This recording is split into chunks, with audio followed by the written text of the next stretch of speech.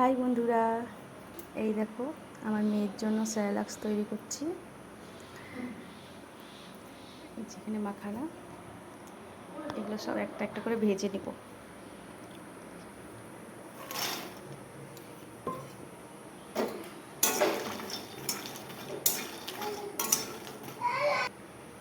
এতদিন প্যাকেটেরটাই খাওয়াতাম, তো এখন ভাবছি যে ঘরে তৈরি করে খাওয়াবো, এটাই মনে ভালো হবে। তোমরা জানিও কেমন হবে বাড়িতে তৈরি করে স্যালাক্স। এর মধ্যে আর কি কি অ্যাড করতে হবে আমাকে কমেন্ট করে জানিও, ঠিক আছে?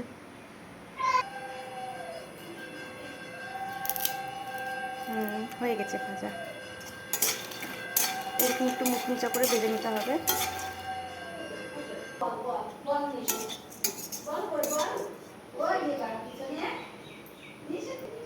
এরকম সব একটা একটা করে ভেজে নিব।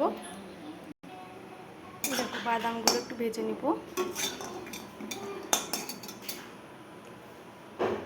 এগুলো বাকি আছে, এগুলো কমপ্লিট ভাজা।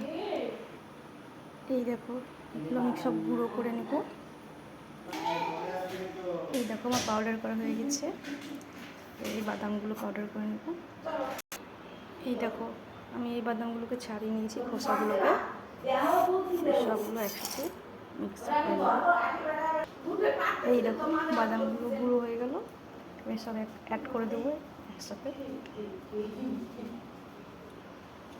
পুরোটা মিক্স করে নেব। এরপর একটা ফটোই ঢেলে নেব একটু।